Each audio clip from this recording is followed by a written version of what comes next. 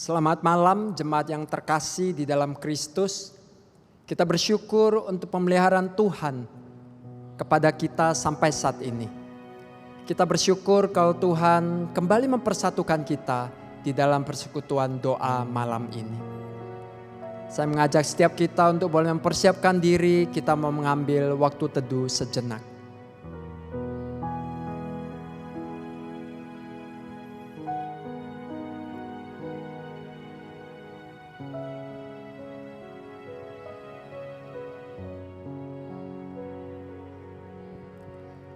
Tuhan adalah gembalaku, takkan kekurangan aku.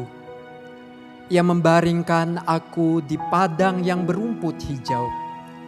Ia membimbing aku ke air yang tenang. Ia menyegarkan jiwaku, ia menuntun aku di jalan yang benar oleh karena namanya. Sekalipun aku berjalan dalam lembah kekelaman, aku tidak takut bahaya. Sebab engkau besertaku, gadamu dan tongkatmu, itulah yang menghibur aku. Aku mau bersyukur kepadamu di antara bangsa-bangsa ya Tuhan. Dan aku mau bermazmur bagimu di antara suku-suku bangsa.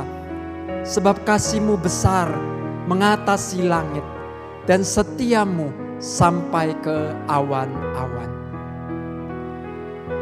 Mari jemaat sekalian kita bangkit berdiri, kita menyatakan syukur kita kepada Tuhan. Karena Dia telah menggembalakan jiwa kita. Dia telah memeliharakan setiap kita. Mari bersama kita pujikan, terima kasih Yesus, terima kasih.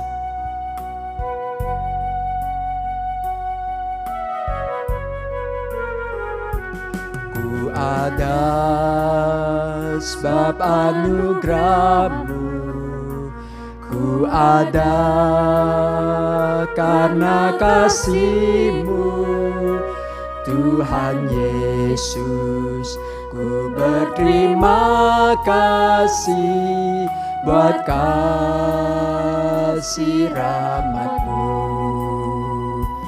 Ku ada sebab anugerah-Mu, ku ada karena kasih-Mu, Tuhan Yesus. Ku berterima kasih buat kasih rahmat-Mu. Terima kasih Yesus, Yesus. Terima kasih, hanya anugerah-Mu buat hidupku sekarang. Ku kan memuji-Mu selamanya. Ku ada karena anugerah-Mu. Ku ada sebab anugerah-Mu. Ku ada karena kasih-Mu, Tuhan Yesus. Ku berterima kasih buat kasih rahmat-Mu. Terima kasih Yesus, Yesus. Terima kasih, hanya anugerah-Mu buat hidupku sekarang. Ku kan memuji-Mu selamanya. Terima kasih Yesus, Yesus. Terima kasih, hanya anugerah-Mu buat hidupku sekarang. Ku kan memuji-Mu selamanya. Ku kan memuji-Mu selamanya. Kita berdoa. Tuhan, kami meyakini pemeliharaan Tuhan di dalam hidup kami. Kami meyakini penjagaan Tuhan di dalam hidup kami. Kami meyakini kehadiran Tuhan di dalam hidup kami. Sekalipun kami sedang di masa yang tidak kami harapkan sama sekali. Namun kami boleh tetap teguh di dalam iman kami, karena Tuhan yang menyertai kami. Kami bersyukur untuk perlindungan Tuhan kepada setiap kami sampai hari ini. Kami juga bersyukur kalau kami boleh bersehati bersama malam ini. Kami boleh bertemu dengan Tuhan, menikmati kehadiran Tuhan. Terima kasih Tuhan. Di dalam nama Yesus kami berdoa. Amin. Pada saat Daud dikejar-kejar oleh Saul dan Daud mendapati hidupnya dalam bahaya, Daud berkata, di dalam kesesakan aku berseru kepada Allah. Kepada Allahku aku berseru. Di tengah ketidakpastian kondisi hidup sekarang ini, kita pun mau datang kepada Tuhan. Kita mau berseru kepada Tuhan. Kita mau menyatakan iman kita. Engkau Tuhan kekuatan kami. Engkau Tuhan perlindungan kami. Engkau Tuhan gunung batu kami. Yesus, padamu ku berseru.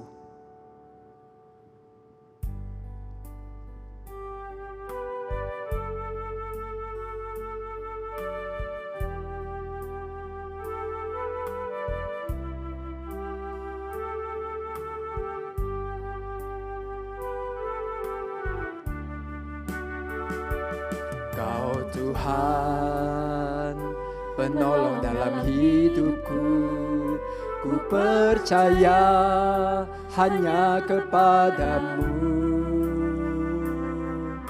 Kau pegang tanganku dan tuntun langkahku. Yesus, kau perlindunganku.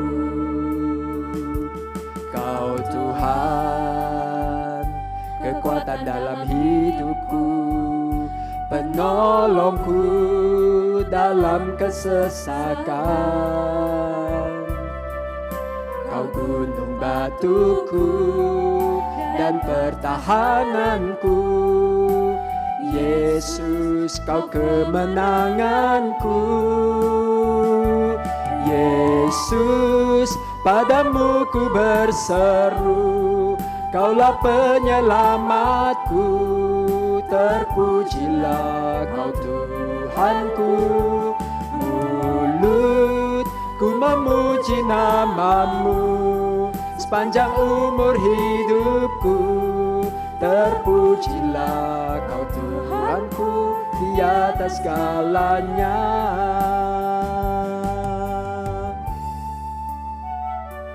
Kau Tuhan, penolong dalam hidupku, ku percaya hanya kepadamu.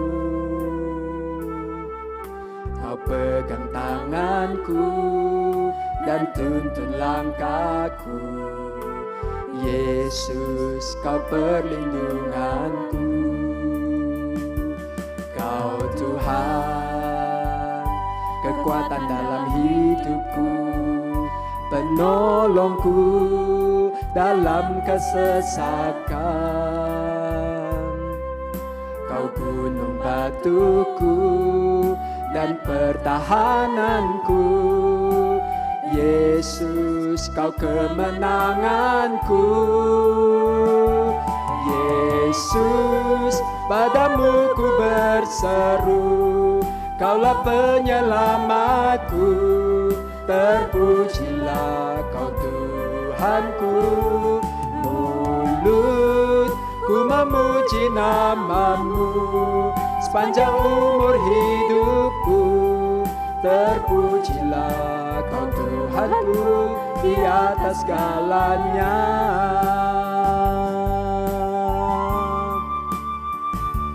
Yesus, padamu ku berseru. Kaulah penyelamatku. terpujilah Kau Tuhanku. Mulutku memuji nama-Mu sepanjang umur hidupku. Terpujilah Kau Tuhanku di atas segalanya. Mari jemaat sekalian, pada saat ini kita menaikkan beberapa pokok doa. Mari yang pertama kita berdoa untuk pemerintah kita. Kita berdoa agar Tuhan yang memberikan mereka hikmat dan bijaksana untuk menjaga dan mengatur negara kita ini. Segala kebijakan yang diberikan, yang diputuskan, kiranya itu sungguh boleh membawa kebaikan buat bangsa dan negara kita. Kita mohon Tuhan yang jauhkan negara kita dari kerusuhan, dari hal-hal yang lebih buruk. Mohon kasih karunia Tuhan menyertai negara kita ini. Mari kita berdoa untuk pemerintah kita. Tuhan, pada saat ini kami bersahati, kami datang. Kami mau berdoa menyerahkan kepada tangan Tuhan pemerintah kami. Tuhan, kami tahu pemerintah kami berjuang sekuat tenaga, segala apa yang mereka miliki dengan segala daya upaya untuk menjaga kestabilan negara kami. Mohon hikmat yang daripada Tuhan turun atas mereka, memimpin mereka di dalam mengambil segala langkah dan keputusan-keputusan yang ada. Tuhan, mohon perlindungan Tuhan atas negara kami ini, agar supaya dijauhkan dari segala kerusuhan, dijauhkan daripada hal-hal yang lebih buruk ya Tuhan. Kami sungguh berdoa juga agar supaya PSBB yang sudah diberlakukan di berbagai daerah, berbagai kota, ini sungguh boleh efektif dan menjadi satu langkah yang tepat untuk mencegah penyebaran COVID-19 ini. Tuhan, pimpinlah negara kami. Berbelas kasihanlah kepada negara kami ini ya Tuhan. Yang kedua, mari kita berdoa untuk pemimpin gereja kita. Para hamba Tuhan, majelis.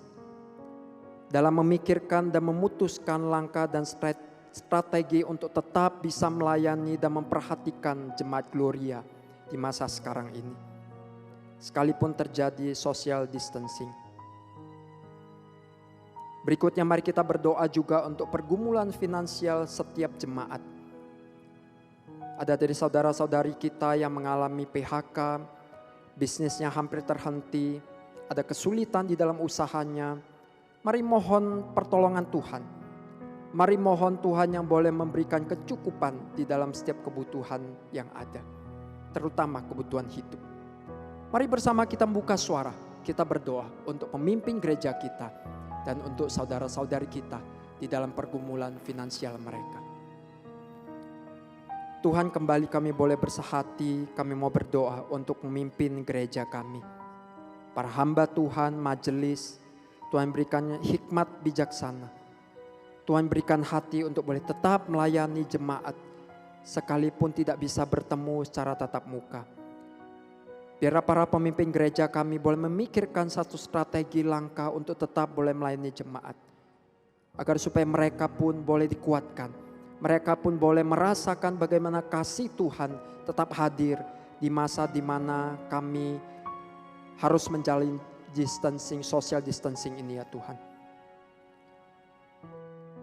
Tuhan, pimpinlah para pemimpin gereja kami. Kami juga mau menyerahkan saudara-saudari kami di dalam pergumulan finansial mereka. Ada saudara-saudari kami yang mengalami PHK. Ada yang harus berhenti bekerja dan hanya di rumah. Ada yang mengalami kesulitan di dalam usahanya. Tuhan berbelas kasihan, Tuhan menolong. Tuhan membuka jalan. Tuhan yang menguatkan. Tuhan yang memberikan kesabaran. Supaya semua ini boleh dilewati. Dengan pimpinan Tuhan dan penyertaan Tuhan. Kami juga mohonkan supaya Tuhan sendiri yang boleh mencukupkan kebutuhan hidup setiap jemaat yang ada. Kami serahkan dalam tangan kasih Tuhan.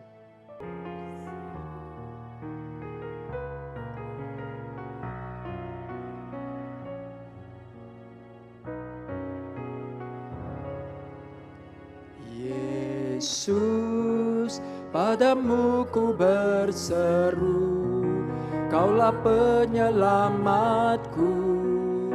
Terpujilah Kau Tuhanku, mulutku memuji nama-Mu sepanjang umur hidupku. Terpujilah Kau Tuhanku di atas segalanya.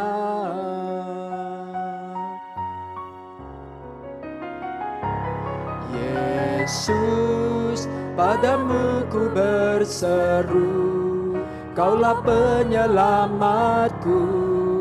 Terpujilah Kau Tuhanku, mulutku memuji nama-Mu sepanjang umur hidupku.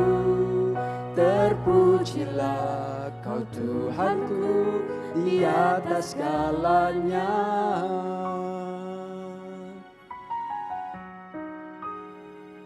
Mari kembali saat ini kita menaikkan pokok doa kita.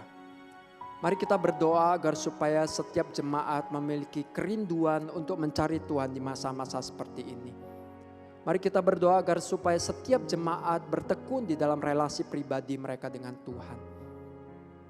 Mari kita juga berdoa untuk relasi setiap jemaat dengan anggota keluarga mereka. Kita berdoa agar supaya masa-masa di mana setiap kita lebih banyak ada di rumah, biarlah ini juga menjadi masa di mana terjadi satu pemulihan relasi di dalam keluarga. Dan juga menjadi masa di mana kita boleh menjalin relasi yang lebih dekat dengan anggota keluarga kita. Buat para orang tua yang mendampingi anak-anaknya untuk menjalani home learning, mari kita berdoa agar supaya Tuhan berikan kekuatan, kasih, dan juga kesabaran. Mari kita berdoa untuk dua hal ini. Tuhan, kami kembali datang, kami boleh bersehati berdoa. Kami mau berdoa untuk relasi setiap jemaat dengan Tuhan. Biarlah masa-masa yang sulit ini, yang penuh dengan pergumulan ini, yang mungkin sering kali membuat kami putus asa dan tidak tahu harus berbuat apa. Tapi biarlah kami tidak lupa untuk mencari Tuhan, untuk senantiasa datang kepada Tuhan. Bersujud, berelasi, menjalin relasi yang dekat dengan Tuhan. Tuhan berikan kami kerinduan untuk membaca dan merenungkan firman Tuhan. Untuk boleh mengenal Tuhan lebih dekat lagi. Berikan kami kerinduan untuk boleh berdoa secara pribadi dengan Tuhan. Tuhan tolong kami untuk terus boleh mencari Tuhan. Dan boleh mengalami Tuhan. Kami juga mau berdoa untuk relasi kami, setiap jemaat dengan anggota-anggota keluarganya. Di saat kami harus banyak berada di rumah, biarlah ini tidak menjadi waktu di mana kami hanya sibuk dengan urusan kami masing-masing. Tapi biarlah masa-masa seperti ini juga boleh menjadi satu masa di mana terjadinya pemulihan relasi. Jikalau ada relasi yang tidak baik atau yang sudah retak. Biarlah Tuhan dengan kasih-Mu yang kudus dan hangat itu boleh hadir di dalam setiap keluarga. Mengeratkan, menghangatkan kembali kasih di dalam setiap keluarga.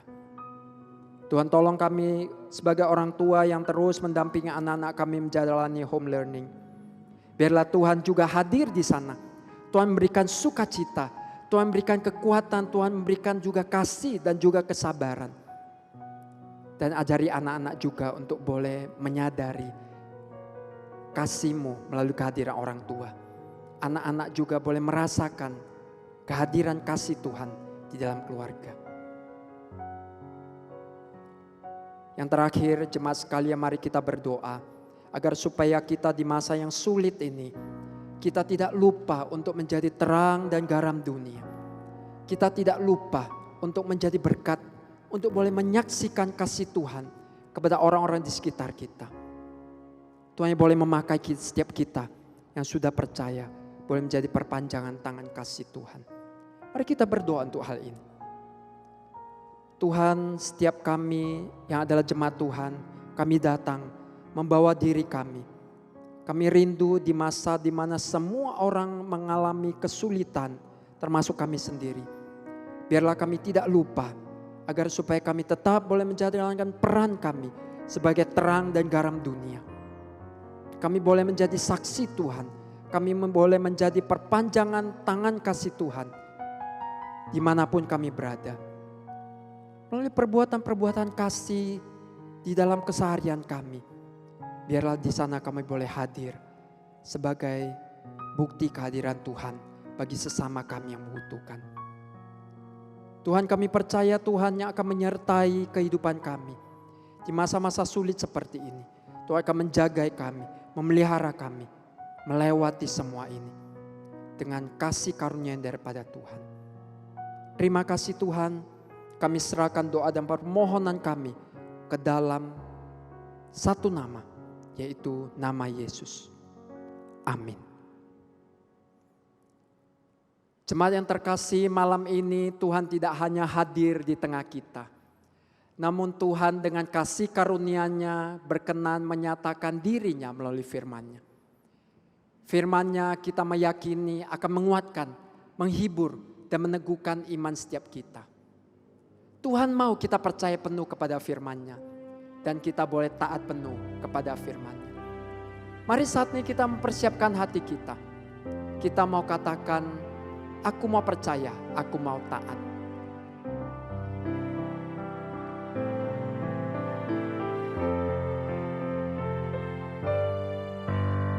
Bersama Tuhanku dalam terang firman-Nya, Ia yang menyinari jalanku. Ku turut perintah-Nya, Ia tinggal dalamku, beserta umat-Nya yang patuh. Percayalah dan patuh padanya, pasti kau dikasihinya. Hanya percayalah.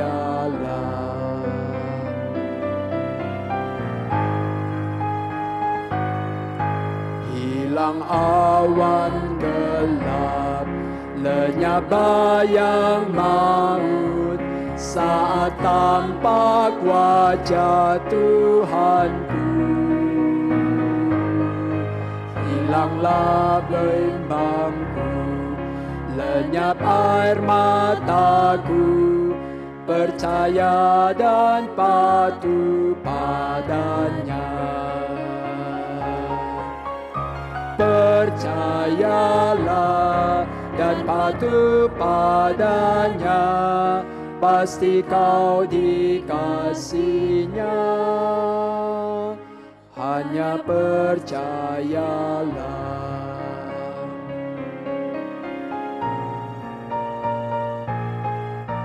Tiada beban berat, tiada kesusahan, penderitaanku ya peduli. Hilanglah sedihku, lenyaplah hinaku, karena anugerah-Nya besarlah. Percayalah dan patuh padanya, pasti kau dikasihinya. Hanya percayalah. Hanya percayalah. Hanya percayalah.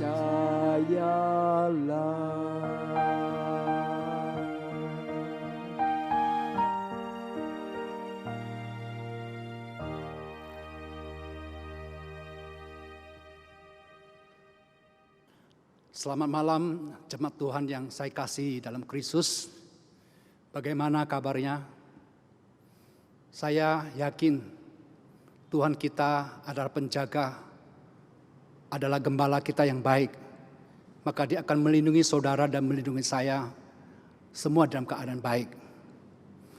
Malam ini saya ingin membawakan firman Tuhan dengan tema di tengah ketidakpastian ada kepastian.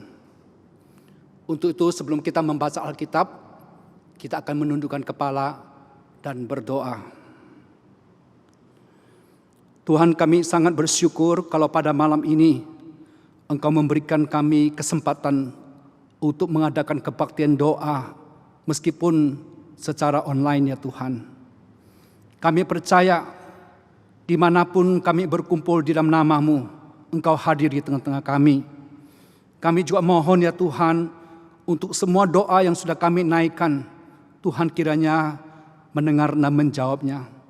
Kami mendoakan Indonesia ini yang saat ini sedang memerangi virus corona, yang berusaha memutuskan penularan virus ini. Tuhan tolonglah supaya ini semua bisa membawa hasil yang baik. Terima kasih Tuhan, dengar doa kami, dan ketika kami membaca firman-Mu, kami mohon Tuhan menerangi kami juga. Demi Kristus Yesus kami berdoa. Amin. Malam ini kita akan membaca dari 1 Raja-Raja pasal 17 mulai dari ayat 12 sampai ayat 16.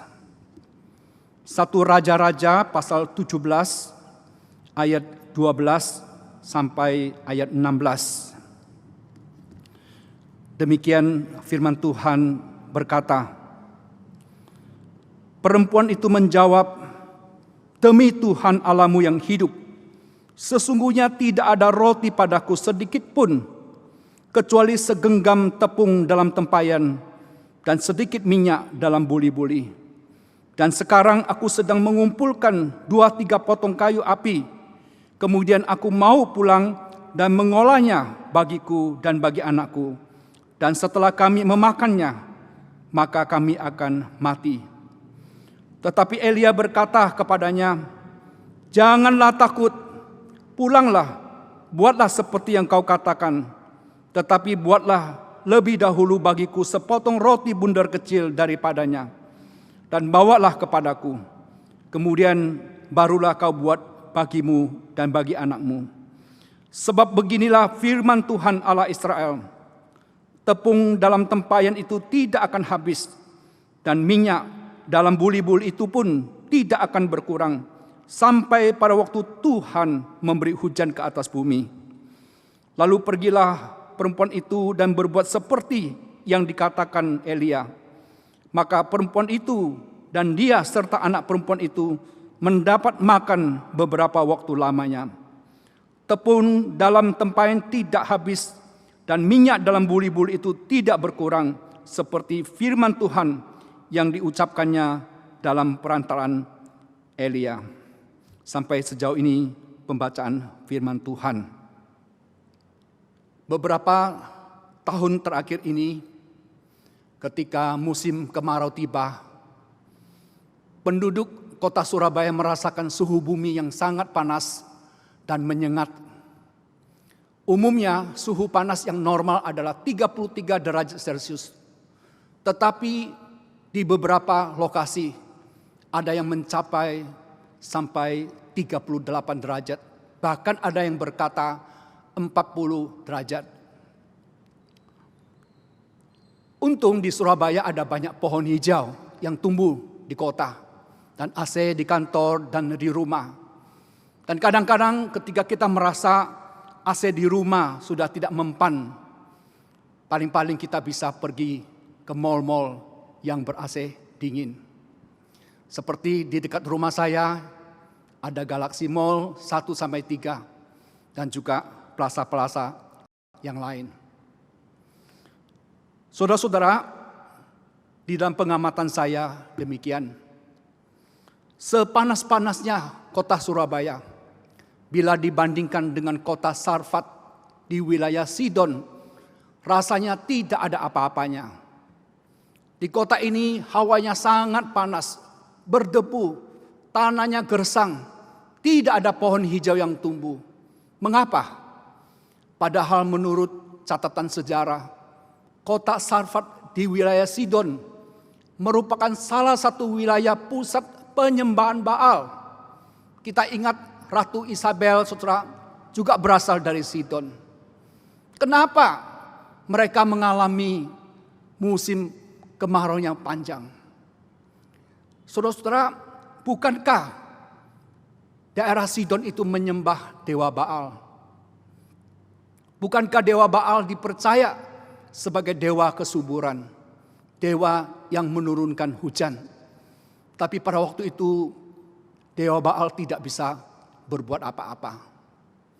Nah, rupanya kota Sarfat di wilayah Sidon, saudara, tidak luput dari hukuman Tuhan yang diucapkan Nabi Elia kepada Raja Ahab, yang berkata demikian, "Demi Tuhan yang hidup, Allah Israel yang kulayani, sesungguhnya tidak akan ada embun atau hujan pada tahun-tahun ini, kecuali kalau kukatakan."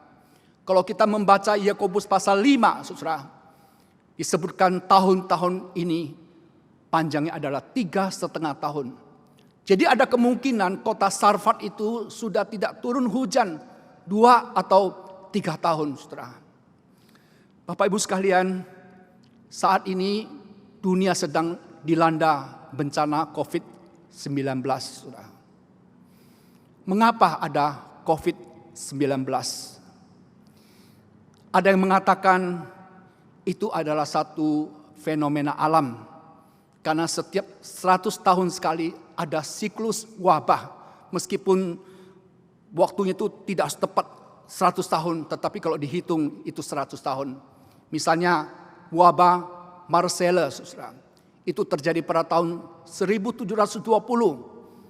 Merupakan pandemik pes dari Prancis yang menewaskan 100.000 orang. Lalu yang kedua wabah kolera. Dari tahun 1817 sampai 1823. Pandemik kolera dari Kalkuta menewaskan 100.000 jiwa manusia. Lalu yang ketiga adalah flu Spanyol yang terjadi pada tahun 1918 sampai 1920. Pandemik flu ini menewaskan 20 sampai 50 juta manusia. Dan yang keempat yang sekarang kita sedang hadapi, virus corona, saudara. Pandemik virus corona ini berbahaya karena menyerang pernafasan manusia. Dan sampai hari ini tercatat ada 100.000 jiwa yang melayang. Saudara-saudara, kalau kita membandingkan korban jiwa virus corona dengan flu Spanyol, rasanya tidak ada apa-apanya. Tetapi kita jangan terlalu cepat mengambil kesimpulan dulu. Karena pandemik ini masih berjalan.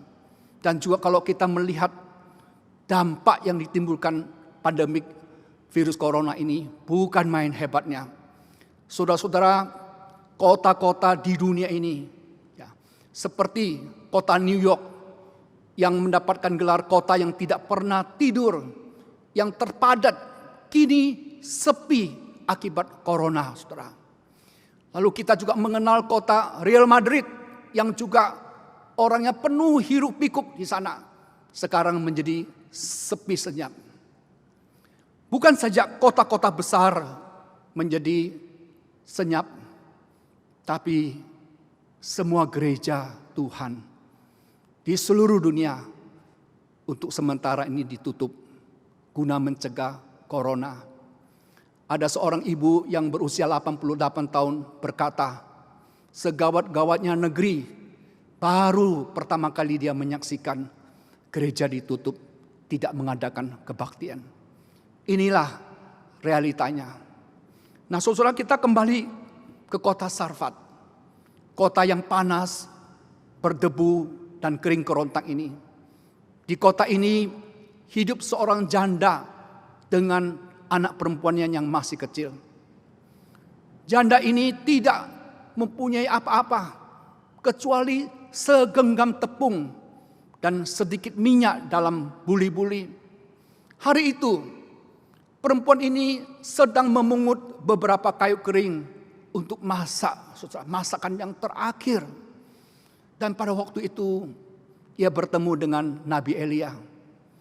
Lalu Nabi Elia berseru kepadanya, "Cobalah ambilkan bagiku sedikit air dalam kendi supaya aku minum." Saudara-saudara, meskipun pada musim kemarau air sulit didapat, tapi perempuan ini juga mau berbagi air dengan Nabi Elia. Tetapi ketika di dalam perjalanan mengambil air, dia mendengar lagi Nabi Elia berkata kepadanya, "Cobalah ambil juga bagiku sepotong roti." Saudara-saudara, permintaan yang kedua ini menghentikan langkah perempuan itu. Lalu dia dengan nada yang sangat sedih, dia berkata, "Demi Tuhan Allahmu yang hidup, sesungguhnya tidak ada roti padaku sedikit pun, kecuali segenggam tepung dalam tempayan dan sedikit minyak dalam buli-buli. Dan sekarang aku sedang mengumpulkan 2-3 potong bahan kayu. Kemudian aku mau pulang dan mengolahnya bagiku dan bagi anakku. Dan setelah kami memakannya, maka kami akan mati." Sungguh sangat menyayat hati mendengarkan perkataan perempuan itu kepada Elia. Dengan jujur, dia mengaku dia tidak punya apa-apa lagi yang dapat diberikan kepada Nabi Elia. Ia hanya punya sedikit tepung dan minyak terakhir untuk membuat roti bagi dirinya dan anaknya. Setelah makan, mereka siap-siap mati. Pernahkah kita melihat manusia yang begitu miskin dan menyedihkan itu? Saudara-saudara, perempuan ini menceritakan tentang masa depannya yang suram, masa depannya yang tidak pasti, masa depannya dengan tanda tanya yang besar. Dia sungguh tidak tahu apa akan terjadi. Dia betul-betul tidak bisa meramalkan apa yang terjadi. Saudaraku yang terkasih, pada masa kini virus corona mendatangkan rasa takut dan kepastian akan masa depan yang tidak bisa kita yakini. Semua kita takut sekali ketularan virus ini. Bisnis kita macet, income merosot, membuat kita panik. Bagaimana kita dapat membayar utang bank, cicilan rumah, kendaraan, sekolah anak-anak, gaji-gaji pegawai, dan seterusnya dan seterusnya. Masa depan terasa suram dan tidak ada kepastian. Tetapi pada malam ini, sebagaimana Nabi Elia berkata kepada perempuan yang miskin itu, dia juga berkata kepada saudara dan kepada saya, "Janganlah takut, pulanglah, buatlah seperti yang kau katakan. Tetapi buatlah lebih dahulu bagiku sepotong roti bundar kecil daripadanya. Dan bawalah kepadaku, kemudian barulah kau buat bagimu dan bagi anakmu." Lalu Elia berkata lagi, "Sebab beginilah firman Tuhan Allah Israel, tepung dalam tempayan itu tidak akan habis, dan minyak dalam buli-buli itu pun tidak akan berkurang sampai pada waktu Tuhan memberi hujan ke atas bumi." Saudara-saudara, renungkan ayat ini. Di tengah ketidakpastian akan masa depannya, Elia memberikan kepastian akan pemeliharaan Tuhan. Asal perempuan itu mau percaya dan taat dengan apa yang Elia katakan. Saudara, puji Tuhan, setelah mendengarkan perkataan Elia, lalu dikatakan, lalu pergilah perempuan itu dan berbuat seperti yang dikatakan Nabi Elia. Dan apa yang terjadi? Maka perempuan itu dan anaknya mendapat makanan beberapa waktu lamanya. Perempuan ini sudah mengalami mujizat dari Tuhan, bahwa tepung dan minyak dalam buli-buli yang sangat sedikit itu, setiap kali diambil ada kembali, setiap ambil ada lagi. Saudara, perhatikan kalimat ini. Dia percaya dengan apa yang dikatakan Nabi Elia. Dia melakukan apa yang Nabi Elia katakan, saudara. Maka saudara, dengan percaya dan taat itulah dia mengalami mujizat Tuhan. Saat ini kita perlu belajar trust and obey. Trust itu percaya, obey itu mentaati.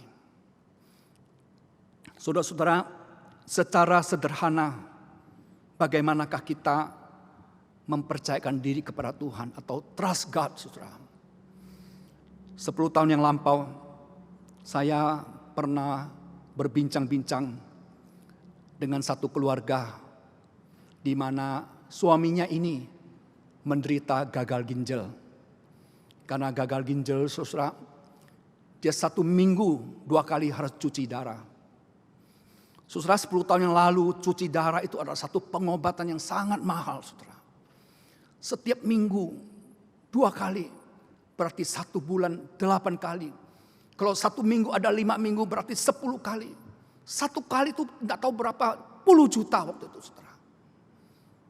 Lalu saya tanya sama keluarga ini, bagaimana kalian menyediakan uang sebanyak ini sedangkan usaha kalian biasa-biasa saja. Istrinya dengan terharu berkata begini, Pak William, yang saya bisa lakukan setiap hari adalah berdoa dan berusaha. Sebelum saya buka toko, saya minta berkat dari Tuhan. Saya minta rezeki dari Tuhan.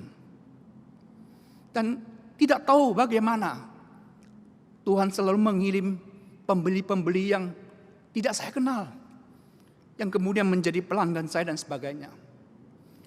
Nah, dari ke hari ini, saya mengumpulkan uang yang bisa mengobati suami saya. Dan juga suami saya juga punya sedikit tabungan. Selalu cukup.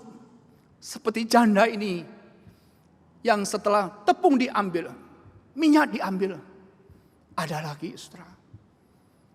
Saudara-saudara, bisakah engkau trust God?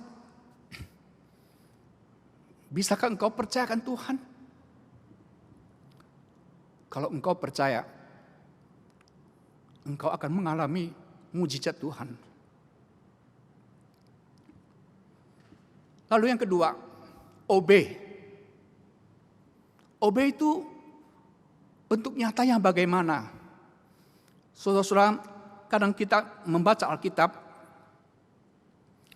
kita merasakan ada satu ayat yang sangat mendesak kita untuk berbuat sesuatu.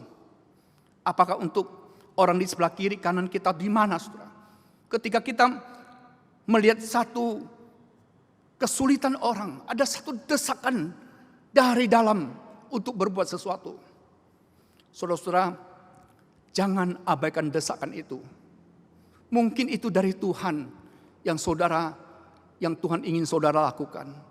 Dan ketaatan seperti itu, saudara, itu selalu membawakan hasil yang sangat luar biasa. Saya mau bercerita satu cerita yang mengakhiri khotbah malam ini. Pada tahun 1902, ada satu keluarga Yahudi membuka toko yang diberi nama Ubelar 3919 cents di New York, saudara.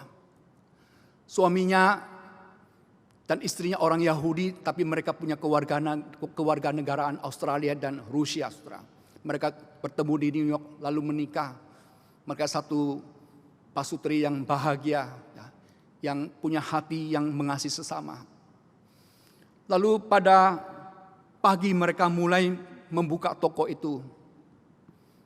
Datang seorang pastor Katolik muda yang bernama Pastor Caruana. Saudara-saudara, muka pastor itu sangat muram.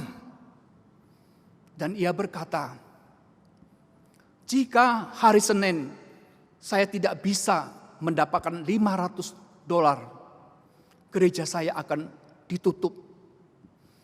Lalu sang suami Solomon bincang-bincang sama pendeta itu, sama pastor itu. Lalu dia berkata begini, ini tidak boleh terjadi. Jangan khawatir Bapak, kami akan usahakan uang itu supaya gereja Bapak tidak ditutup. Saudara, betul saja, Solomon dan istrinya kompak sekali. Mereka tidak pelit-pelit, saudara. Mereka mengumpulkan barang berharga mereka. Cincin kawin, gelang, apa saja yang bisa digadaikan supaya bisa dapat uang. Kemudian Solomon ini menelpon familinya, menelpon kenalannya, apakah bisa pinjam lagi uang dari mereka. Setelah dikumpulkan, saudara, genap $500 US. Lalu sebelum Senin, saudara, Solomon cepat-cepat menyerahkan uang itu kepada pastor Caruana. Dan dengan terharu, saudara, dia menerima pinjaman itu. Dan saudara tahu, setiap Senin berikutnya, dia adalah tamu pertama yang berkunjung ke toko pasutri Yahudi ini. Dan dia mulai mencicil utangnya, hasil kolekte jemaat. Saudara, waktu berlalu, maka toko yang dibuka oleh pasutri Yahudi ini makin besar, makin maju. Sehingga toko Ublar 19 cents ini diganti menjadi toko serba ada Ublar. Saudara, gereja yang dikembalakan oleh pastor Caruana juga mengalami kemajuan, jemaatnya semakin banyak. Akhirnya saudara, mereka berhasil membangun satu gereja yang besar yang disebut dengan Santa Lucia. Tetapi sayang sekali, persahabatan Solomon dengan pastor muda itu harus berakhir pada tahun 1919 karena pastor Caruana ini dipanggil pulang ke Roma. Waktu itu mereka sedih sekali berpisah karena meskipun mereka bukan saudara kandung, tapi mereka menganggap diri adalah saudara kandung. Dan beberapa tahun kemudian Bapak Solomon juga meninggal dunia. Nah, saudara, pada tahun 1939 pecah Perang Dunia Kedua. Hitler berhasil menaklukkan Austria. Dan kesulitan besar sudah terbayang-bayang, saudara. Saudara, tentara Hitler setiap saat bisa memasukkan mereka ke dalam ke dalam kamp-kamp konsentrasi. Dan maut sedang menanti mereka. Itulah sebabnya ke-24 anggota keluarga ini menulis surat kepada istri Solomon yang bernama Esther. Mereka bertanya, apakah mereka bisa imigran ke Amerika? Saudara-saudara, Esther menjawab, karena polisi pemerintah tidak bisa. Yang kamu bisa lakukan adalah, saudara-saudara, you harus pergi ke negara lain dulu. Dan sesuai juga nasihat dari pejabat Departemen Perburuan di Washington, pergi dulu ke negara tetangga Amerika. Lalu dipikir-pikir, mereka pergi ke Kuba, saudara ya. Tapi untuk ke Kuba itu tidak gampang, saudara. Karena kalau mereka mau Kuba harus ada orang kuat yang bisa mensponsori, yang bisa menjamin akan keberlangsungan hidup mereka di sana. Lalu Esther berpikir, ya, Kuba kan negara Katolik ya. Dan di sana ada satu gereja bernama Santa Lucia. Saya coba-coba akan tulis surat ke majelis di sana. Mau tanya, apakah mereka mengenal seorang pastor yang bernama Caruana, saudara? Siapa tahu mereka kenal, saudara. Bapak Ibu sekalian, berapa minggu kemudian Esther mendapat satu surat dari seorang pastor. Dan pastor itu adalah pastor Caruana. Tapi sekarang jabatannya sudah naik. Dia menjadi bishop kepala gereja itu, saudara. Nah, saudara-saudara, Esther menceritakan kesulitannya kepada pastor Caruana. Dan pastor Caruana pada waktu itu segera memberikan satu jaminan bahwa ke-24 anggota boleh keluar dari tempat di mana mereka tinggal. dan datang ke Kuba. Karena dia orang penting, saudara, rekomendasinya diperhatikan. Maka tibalah ke 24 anggota keluarga itu. Saudara, Pastor Caruana memberikan mereka tempat tinggal, memberikan makanan, memberikan pakaian selama 6 bulan. Lalu setelah 6 bulan, ke 24 anggota keluarga itu akhirnya bisa masuk ke Amerika. Saudara-saudara, coba pada hari itu ketika pastor muda Katolik ini datang ke toko pasutri muda Yahudi ini, lalu cerita dia kesulitan keuangan. Saudara, paling gampang mereka berkata, oh sorry ya, kami baru buka toko, sorry ya, kami tidak punya uang, dan sebagainya. Saudara, pada hari itu kita tidak dapat membaca cerita yang sangat indah ini. Saudara-saudara, setiap perbuatan baik yang kita tabur, satu hari akan berbuah pada waktunya. Pada zaman seperti sekarang ini, saudara-saudara, Tuhan ingin kita tengok kiri, tengok kanan, lihat depan. Adakah orang yang membutuhkan uluran tangan kita? Saya tidak punya banyak masker, saudara. Tapi kalau saya jalan, saya lihat tukang parkir atau orang yang antar makanan ya melalui Gojek atau apa, saudara. Mereka tidak pakai masker. Lalu saya tanya, kamu kok tidak pakai masker? Dia bilang, saya tidak ada. Saya bilang, tunggu. Saya lari ke dalam, ambil satu masker kertas itu, kasihkan dia. Waktu dia terima, dia lihat saya. Dia tersenyum, terima kasih Pak. Tukang parkir, kadang-kadang kita kasih uang lebih sama dia. Kadang-kadang kita kasih makanan, kita kasih masker, saudara. Oh, mereka senangnya bukan main. Tuhan tidak pernah melupakan anak-anaknya yang berbuat baik. Di tengah masa ketidakpastian ini, janganlah kita hanya memikirkan diri kita.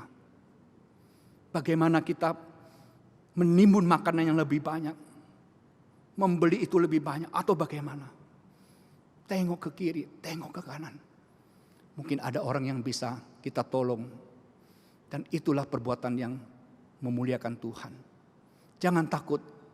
Seperti Elia katakan, Tuhan Israel yang hidup akan memeliharamu, akan menjagamu. Amin. Mari kita berdoa.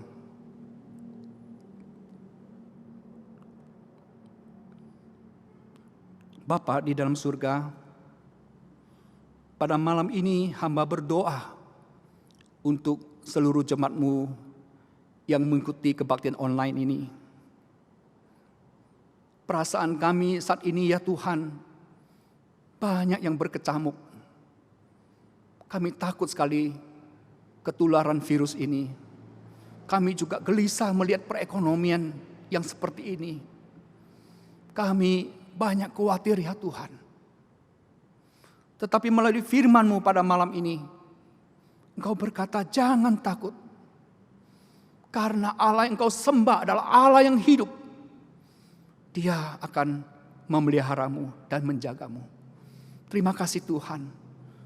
Bahwa di tengah ketidakpastian, kami bisa mendapatkan kepastian melalui firman-Mu ini.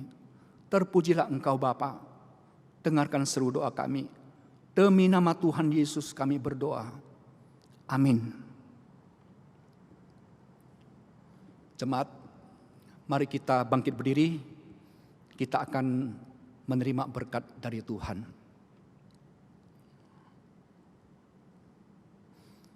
Kasih dari Allah Bapa yang kekal dan sempurna. Anugerah yang berlimpah-limpah dari Tuhan Yesus Kristus. Persekutuan, penghiburan dan kekuatan dari Allah Roh Kudus menyertai saudara-saudara sekalian mulai malam ini dan seterusnya, bahkan sampai selama-lamanya. Amin.